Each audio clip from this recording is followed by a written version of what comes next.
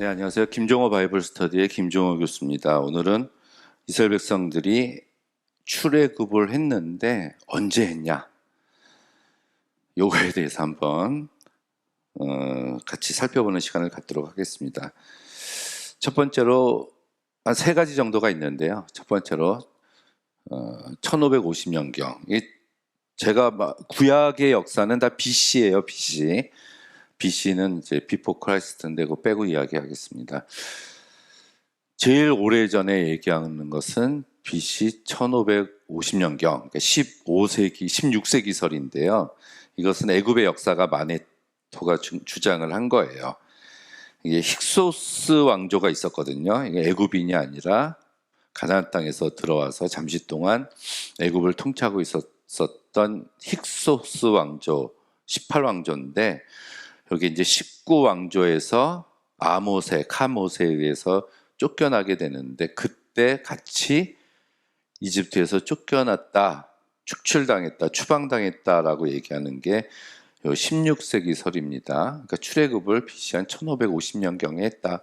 모세가 이때 사람이다 라는 얘기인데 많은 지지를 받고 있지는 못해요. 두 번째로 한 100년 정도 밑으로 내려와서 BC 15세기설이 있습니다. 1440년경인데 1447년까지도 이야기를 하기를 해요. 이 연도는 어떻게 나왔냐면은 열왕기상 6장 1절에 보면 솔로몬이 성전을 건축하는데 자기가 왕이 된 지 4년 만에 성전을 건축한다 이런 구절이 나옵니다. 근데 솔로몬이 왕이 된 것을 추정을 해보니까 약 970년경에 왕이 됐다라는 것을 사람들이 좀 이렇게 동의를 하고 있어요. 학자들이.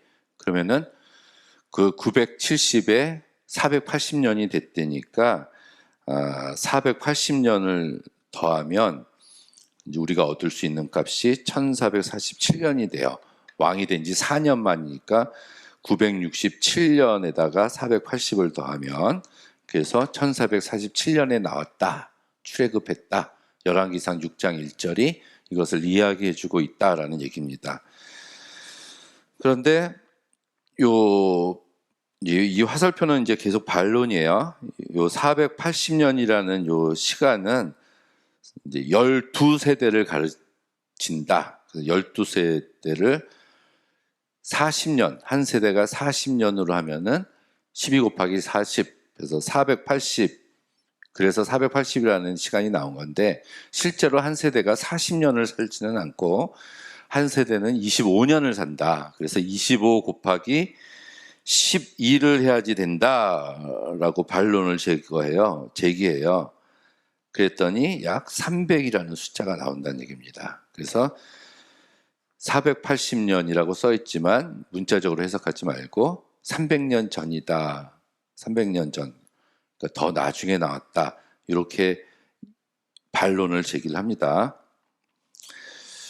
두 번째는 이스라엘 사람들이 모든 성읍에 거한 지 약 300년 전에 이 말을 하느냐라는 얘기가 나와요. 이거는 입다가 한 얘기예요. 입다. 사사 중 하나였었던 입다가 이제 사사가 됐는데 그때 암몬 족속이 쳐들어왔습니다. 그래서 암몬 족속이 이제 예전에 우리 땅을 다시 달라 아니면 전쟁이다라고 얘기했을 때 입다가 본래 이 땅이 너희들이 차지하고 있었던 때가 지금으로부터 300년 전의 일이다. 그때가 이제 가나안에 이제 진입했을 때 얘기를 해요. 아모리 왕 때 얘기거든요. 아모리 왕 시온. 그러니까 출애굽해서 가나안 땅에 들어갔을 때 300년 전에 자기가 살았던 땅이라고 해서 지금 그 땅을 돌려달라고 하는 것은 맞지 않다. 이렇게 이야기를 합니다. 자, 우리가 그 광개토 대왕이 만주를 정벌 했잖아요. 그래서 우리가 중국에 가서 만주 우리 땅이니까 고구려시대 때 달라 그러면 중국에서 줍니까? 안 주잖아요. 그런 그것과 똑같은 얘기입니다. 근데 이 입다를 보니까 약 1100년 정도의 활동했었던 사람이다 라고 학자들이 이제 계산을 해놨어요. 왜 그러냐면 입다 이후에 입산, 엘론, 압돈 7년, 10년, 8년 그리고 삼손과 사무엘은 우리가 동시대를 살았다라고 봐요. 그래서 약 한 25년, 그리고 사울 40년, 다윗 40년, 그리고 4년간 이제 솔로몬 시대 이렇게 따져서 해보면은 약 한 130년 정도가 나오거든요. 이걸 다 더해보면은. 그러니까 그 솔로몬 시대 그 전에 130년 전을 따니까 솔로몬이 제가 970년이라고 얘기했잖아요. 970년. 970년에서 130년을 더했더니 110년이 나오는 거예요.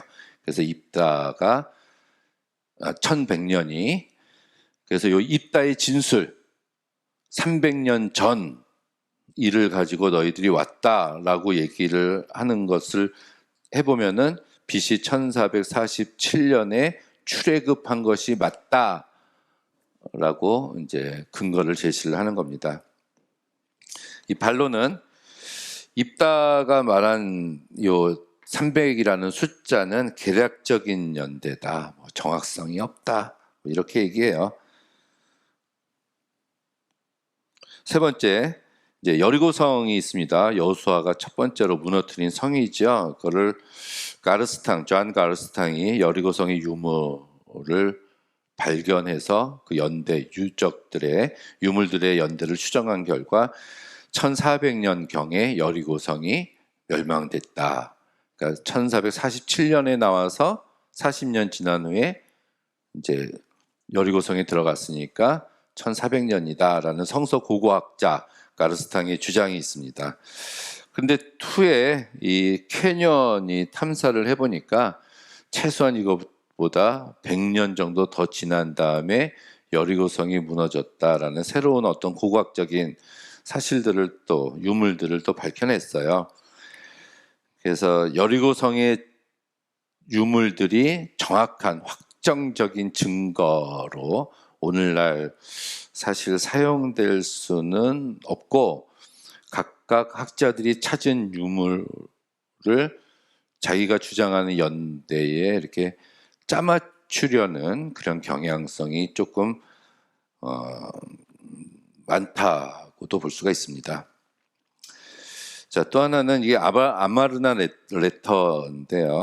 아마르나 서신이라고 있습니다. 이것은 가나안에 있었던 도시국가의 왕들이 지금 하비루족, 아피루 족속들이 쳐들어와서 굉장히 곤란하니까 애굽 왕한테 원군을 요청하는 편지예요. 군사를 보내줘서 이 하비루라는 이 족속들을 좀 물리쳐 주십시오 하는 요 아마르나 서신이 있는데, 이 아마르나 서신이 요 1400년경 15세기 때 쓰여진 편지로 판명이 됐어요. 그렇다면 요 아피루가 여호수아가 이끄는 군대라면 이들 때문에 원군을 요청하는 편지를 이제 애굽에다가 보냈다, 그런 얘기입니다. 근데 이게 어원적으로 히브리와 하비루를 동일하게 우리가 정확하게 볼 수 있느냐에 따라서는 학자들 간의 의견이 갈립니다. 그리고 아마르나 편지에서 하비루의 행적하고 여호수아서에 나타난 여호수아의 행적, 처음에 여리고성을 점령하고 실로 성소를 세우고 가운데 점령하고 남쪽 지역 점령하고 11장에서 북쪽 지역 점령하는 이런 행적이 히브리인들과 이거 일치시키기가 굉장히 어렵다는 얘기예요. 사실 이 하피루 요게 요 가나안 땅에만 이 용어가 나오는 게 아니라 저 페르시아 저 멀리 저쪽에서도 이 하피루에 대한 이야기가 나와요. 그래서 이 아피루가 꼭 이스라엘 사람들 히브리인이라고 보기는 어렵고, 어떤 그 당시에 어떤 고용된 용병 집단, 사회적으로 계급이 낮은 집단, 어떤 도적대들, 이런 사람들을 지칭하는 사회적인 용어, 계급적인 용어가 아닐까라고 생각을 합니다. 또 하나는 투트모세 4세가 있습니다. 1424년에서 8년인데 이 사람의 꿈 석비, 드림 스텔라 같은 것이 발견이 됐어요. 여기 위가 이제 왕에 대해서 보면은 이 아모시스가 이제 18왕조입니다. 그래서 힉소스족을 완전히 축출한 왕조고요. 이제 여기서부터가 이제 19왕조가 되는데 아멘호텝 1세, 투투모세 1세, 투투모세 2세, 하세수트 여왕, 그다음 투투모세 3세, 아멘호텝 2세, 투투모세 4세 이런 식으로 왕위가 바뀌어요. 그러니까 하세수트 빼고는 아멘호텝, 투투모세, 아멘호텝, 투투모세 이러지 1세, 2세, 3세, 4세. 요게 이제 이집트의 왕들에 대한 계보인데요. 그 당시에 이 투투모세 4세의 꿈석비가 발견이 되는데 투투모세 4세 위가 아멘호텝 2세고 그 위가 투투모세 3세예요. 3세죠? 제가 이 빨강색으로 표시해 놓은 거는 이게 출애굽한 왕이 아멘호텝 2세 때 출애굽했을 것이다 해서 빨강색으로 표시를 해놨습니다. 근데 이 4세 때 꿈석비에 보면은 투투모세 3세가 죽은 다음에 아멘호텝 2세가 돼요. 그렇죠? 3세가 죽고 아멘호텝 2세가 왕이 됩니다. 그런데 이 아멘호텝이 죽고 나서도 아멘호텝 3세가 왕이 돼야 되는데 투투모세 4세라는 사람이 왕이 돼요. 거기 이 꿈의 석비, 투투모세 4세의 꿈의 석비에 나오면 투투모세 4세가 왕이 될 것이다 라는 계시를 받는 그 장면이 써 있어요. ANET에 써 있는데 T가 바뀌었네. 합법적인 왕 상속자가 아니기 때문에 아마 이런 예언이 쓰여졌을 거란 얘기입니다. 왜냐하면은 열 번째 재앙에서 투투모세 아멘호텝 2세의 아들이 죽었잖아요. 그러니까 투투모세 4세가 왕이 됐다는 얘기입니다. 이름이 바뀌기 때문에 왕조가 바뀌어서 이런 것들이 이제 뒷받침한다는 건데 이것도 많은 가능성 중에 하나일 뿐이다. 성경의 10번째 재앙이 합법적 상속인의 죽음과 연관됐다는 증거가 확실하지가 않다. 뭐 이렇게 얘기하는 게 보통 15세기 설이에요. 이거에 대해서 이제 강력한 그 두 번째 그 주장은 13세기 설입니다. 이게 보통 한 1270년경 정도 BC 1270년경.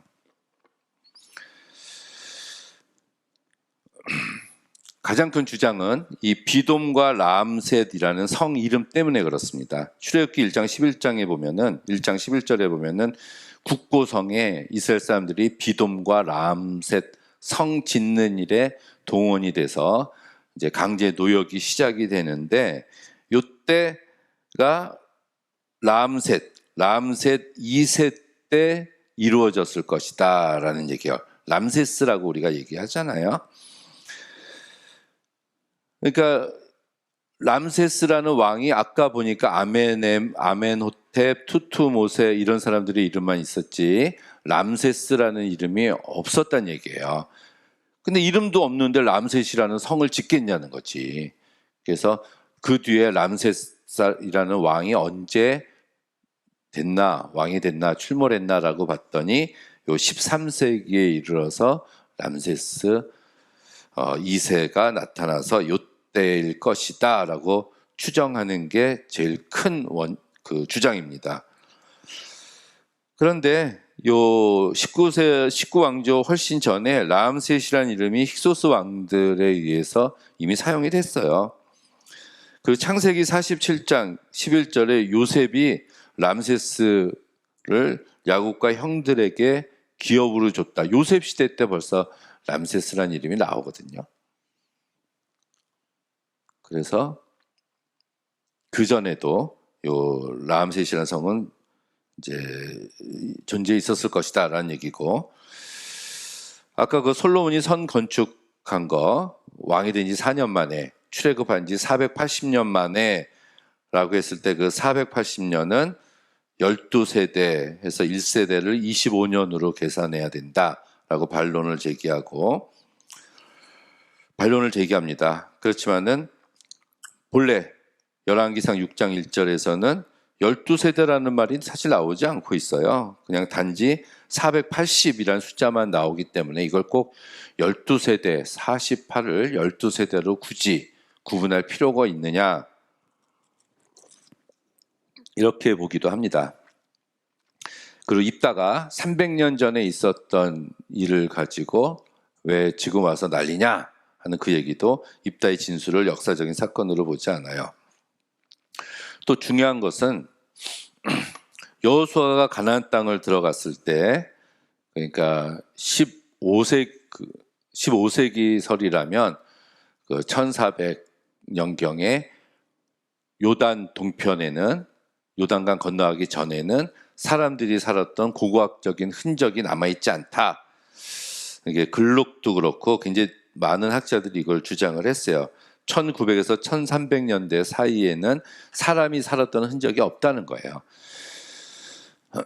이때는 이제 땅을 파가지고, 도시의 땅을 파가지고 유물을 끄집어냅니다. 그래서 끄집어내는 순서들로 이제 쫙 나열을 해요. 그래서 이성 나열하고 저쪽 성 나열하고 해서 서로 같은 유물이 나오는 것들을 이렇게 이제 짜맞추는 식으로 연대를 측정을 하거든요.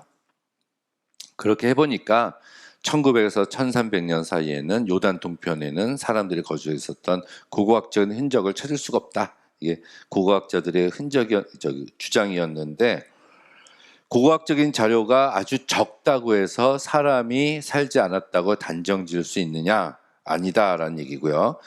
또 최근 고고학적 아주 최근 연구에 의하면은 그 시대 때도 사람이 살고 있었던 여러 가지 흔적들이 발견이 되고 있다라는 얘기들이에요.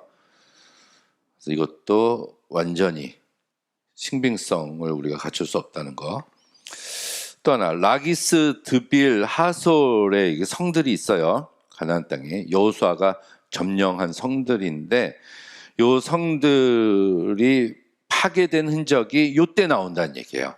13세기에. 15세기 때는 파괴가 되지 않았다는 얘기예요. 그러니까 여호수아 정복 때 이것이 파괴가 된 것이고, 그렇다면은 13세기에 파괴된 흔적이 나오니까 13세기 설이 맞다라는 얘기입니다. 근데 성경을 잘 읽어보면 여호수아가 그 가나안 땅을 점령했을 때 파괴한 성은 3군데밖에 안 나와요.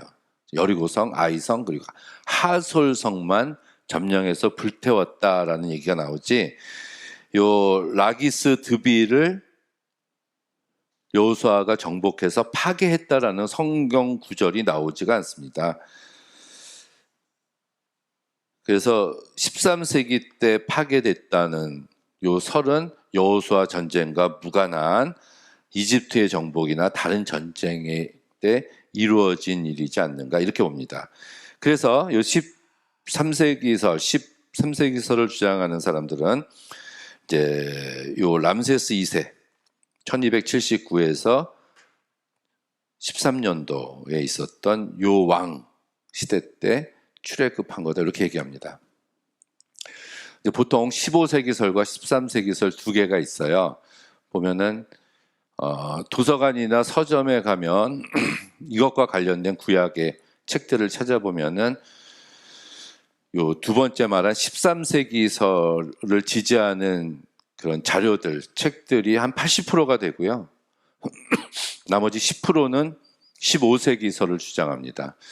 교회는 90%가 15세기설을 주장하고, 15세기설 먼저, 그리고 나머지 10%만이 사실은 요 나중에 나왔다, 13세기에 나왔다, 이렇게 이야기를 해요. 그래서 15세기에 나왔냐, 13세기에 나왔냐, 1447년경에 나왔냐, 1270년에 출애굽을 했느냐, 교회는 여기를 지지합니다. 근데 어떤 학자들의 많은 사람들은 13세기설을 주장하는데, 성서를 조금 더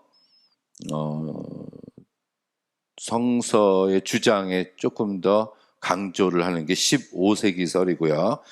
이거는 성서 이외의 고고학이나 다른 자료들을 가지고 주장하는 게 요 13세기설이라고 우리가 정리를 해볼 수가 있습니다. 이제 요게 정리가 돼야 40년도에 가나안 땅에 들어가잖아요. 그럼 또 언제 들어갔냐? 요게 15세기 때 나왔냐, 13세기 때 나왔냐에 따라서 이게 달라져요. 근데 대부분의 책들은, 구약의 책들은 이제 이 부분을 인정하는 책들이 굉장히 많다는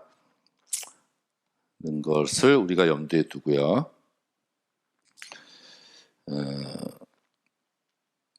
모세가 애굽에서 도망쳐 나올 때 이 성서에 보면은 40세였다고 나오잖아요. 그리고 40년 광야에서 있다가 80세 백성들을 데리고 나오는데 이렇게 놓고 봤을 때 그가 태어난 시기는 투트모세 1세 시기가 이제 맞는 것 같다라고 이제 우리가 봅니다. 언제 태어났냐면은 투트모세 1세 때 이제 모세가 탄생했다는 얘기예요. 모세 탄생. 투트모세 1세에 성서에 보니까 모세가 탄생했고 자라고 40년 뒤에 이렇게 됐는데 요때 이 하셉수트가 모세를 키운 바로의 공주라고 봅니다.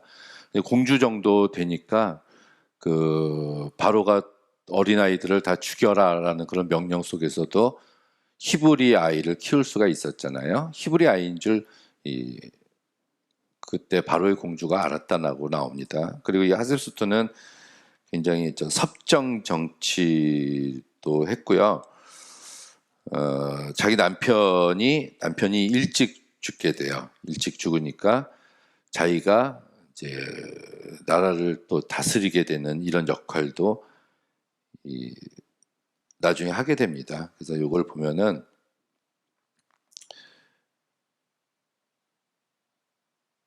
요 하셉수트 왕이 이제 모세를 왕궁에서 키웠었던 왕일 것이다. 이렇게 볼 수가 있습니다. 그래서 모세가 애굽인을 죽이고 도망했을 때 이제 그때 왕은 투트모세 3세였고 그래서 출애굽할 때는 이제 투트모세 3세가 죽었다라는 얘기를 듣고 그 뒤에 와서 아멘호텝 2세 때 출애굽을 했다라는 얘기죠. 책을 하는 건 소개시켜 드릴 텐데요. 이 제사장의 나라라는 책이 있습니다. 이게 유진 메릴이 쓴 책인데 책 이름이 벌써 뭐예요? 이스라엘 역사라고 해야 되는데 제사장의 나라가 이 책의 제목이에요. 킹덤 오브 프리스트잖아요. 그 소제목으로 History of Old Testament 이스라엘이라고 이야기를 하고 있는데 몇십 년 전만 해도 우리나라의 구약 역사라고 나온 책들이 있었어요. 구약 역사 한 30년 전에 그 모든 구약 역사라는 책들은 이 책을 거의 번역해서 그대로 옮겼다고 볼 정도의 수준이에요. 제가 아까 교회는 15세기설을 주장한다고 말씀을 드렸는데 그 15세기설을 뒷받침해 줄 수 있는 그래도 가장 유명하고 인정받고 있는 책이 이 유진 메릴의 제사장의 나라입니다. 적절한 고고학적인 증거도 되고 있고요. 보수적인 입장에서 구약의 역사, 또 이스라엘 역사를 설명하고 있는 아주 좋은 책이라서 이 강의 부족한 부분들은 이제 이 책을 참고하시면 될 것 같아요. 제목이 구약 이스라엘의 역사예요. 구약 역사도 아니고 이스라엘의 역사도 아니고 구약 이스라엘의 역사다. 그거는 아마 제사장의 나라였다. 이렇게 볼 수 있는 책입니다. 여기까지 하도록 하겠습니다.